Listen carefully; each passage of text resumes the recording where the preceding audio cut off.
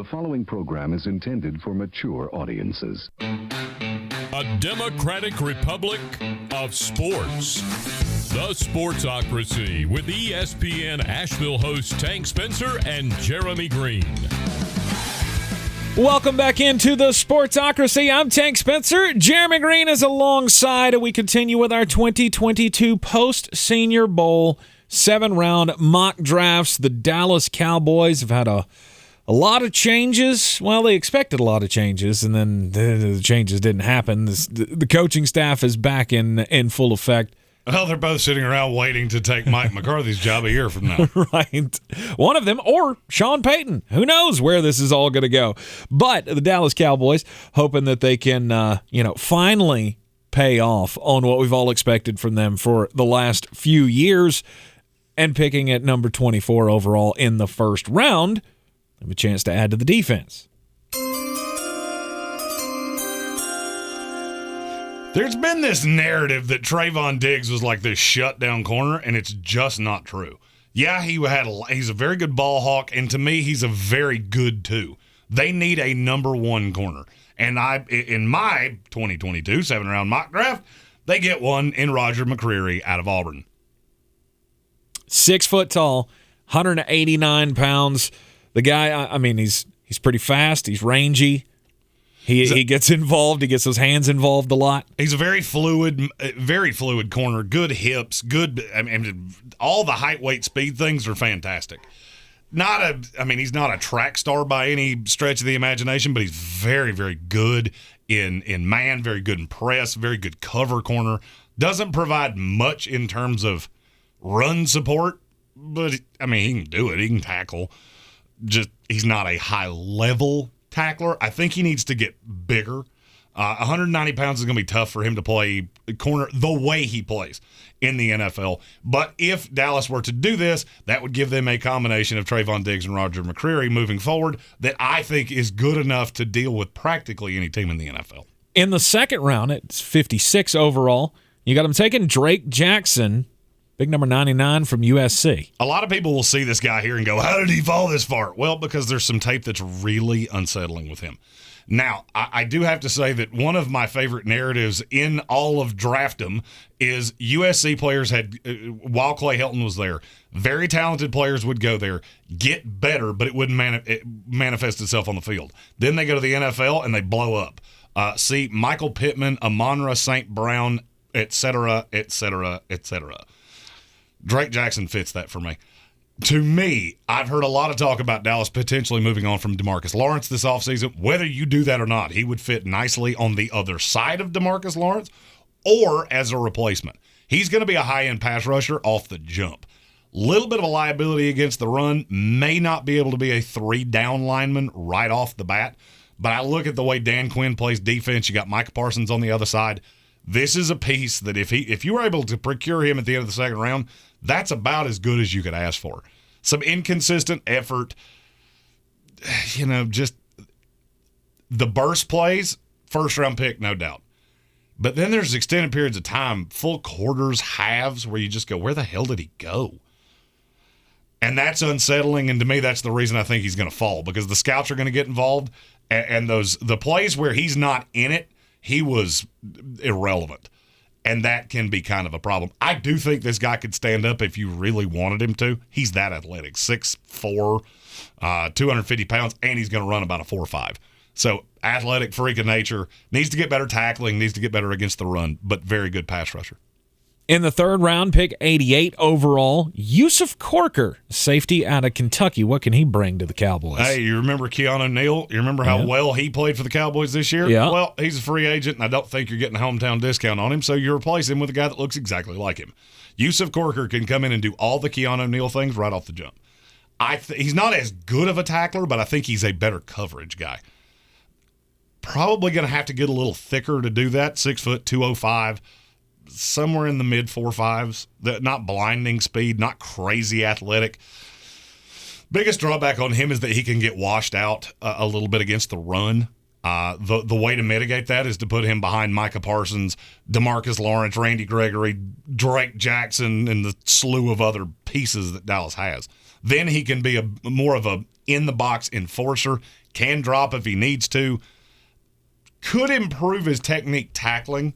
There were times that he would have ball carriers dead to rights, get stuck in the arm tackle circle of death. Those are just technique things. I think Dan Quinn could coach it out of him. This is a player that fits Dallas perfectly. All right, how could Kellen Moore use a guy like Jalen Tolbert, the wide receiver out of South Alabama, picking at 127 overall in the 4th round? A lot of talk out of Dallas that they could move on from Amari Cooper, the vaccine thing, all of the things that happen over the course of the year. To me, whether that happens or not, you're going to lose Michael Gallup, so you're going to need that third receiver. Jalen Tolbert, is very tall, 6'3", $195, got legitimate 4.4 deep threat speed. He's a very good deep threat. Could get better running short to intermediate routes. Hands leave a little bit to be desired. And I'm not going to say he's absolutely worthless as a blocker, but he is not a willing blocker. Okay. Concentration lapses happened at times, but there's so much raw talent here that no matter how you wanted to do this, if you wanted to put Amari Cooper in the slot, run Tolbert on the outside, you can do that. If you want to run Tolbert on the outside with CeeDee Lamb in the slot, you can do that. Jalen Tolbert is a small school kid that can come in, contribute right away, and whether it's Gallup and Cooper, whoever leaves, this can be your replacement for them right off the jump. Not as short line burst, crazy athletic as Tyreek Hill, who also came out of South Alabama, but ain't far off. He's a crazy good athlete. Is he a better route runner than Tyreek? Yes. Tyreek Hill was just an athlete that just so happened to be really fast when he came to the league. Right. Jalen Tolbert could use some work running on his route tree specifically. He only ran about 5 routes at South Alabama, so that's going to have to grow, but the raw talent is 100% there. All right, the first of 2 picks in the 5th round for the Dallas Cowboys. First one comes at 166 overall. You got him getting one of the defensive captains for Notre Dame, Myron Tungavailoa Amosa. Yeah, you're going to see 2 guys in a row here that have completely different takes. Amosa needs to eat a cheeseburger badly, because he's about a 255-pound defensive tackle, and in the NFL, it's just not going to work. Right. That being said, his technique is very sound. He's high motor. He's a guy that I'm higher on than a lot of the industry. Very smart football player.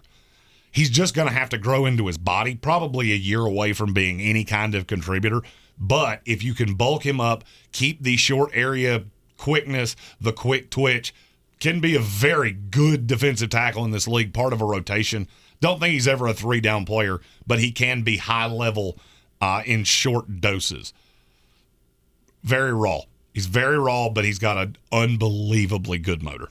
The second pick in the 5th round, I'm guessing this guy doesn't need any more cheeseburgers. No, he needs to eat way less cheeseburgers. A whole lot of salads coming all the way for P.J. Mustafer, defensive tackle out of Penn State. This is one of those things that drives me absolutely crazy, grading tape and seeing how people see things so differently than I do. There is this misnomer that every defensive tackle in the NFL that comes into the NFL that's over 315 pounds immediately has to go in as a nose in a 3-4. That is not what I see in P.J. Mustafer. He's a guy that needs to have a hyperactive defensive tackle right beside him. Who's the Neville Gallimore, who fits that perfectly. Right.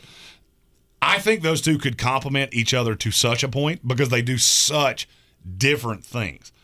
Mustafer's just a big clogger, run stuffer, massive, strong-bodied guy. Plays too high at times.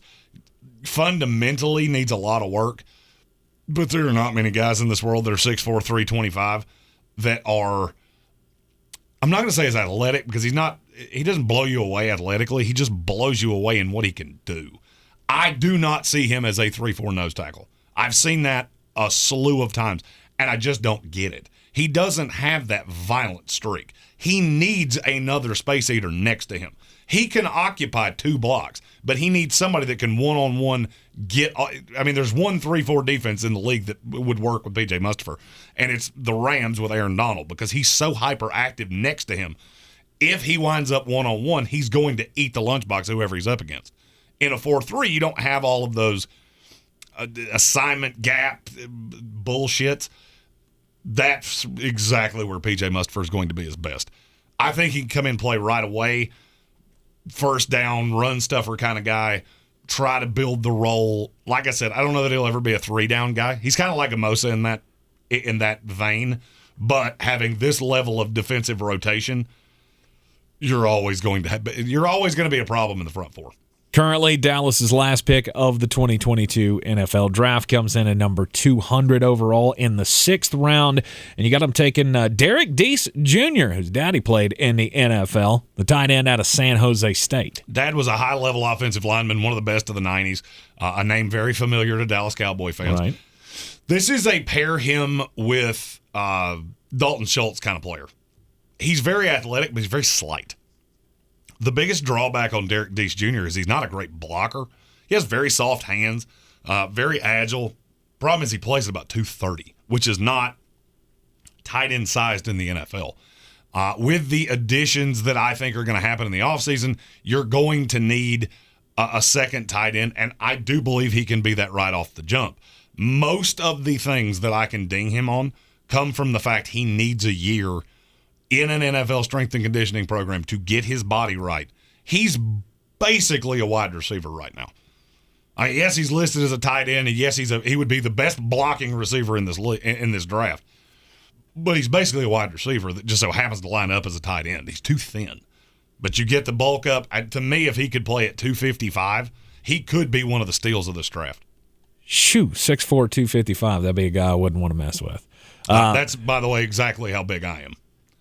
Those are my exact measurements right now, 6'4", 255. Again, don't want to mess with him either. I've seen him on those mad streaks, and you don't want to see that. Trust me.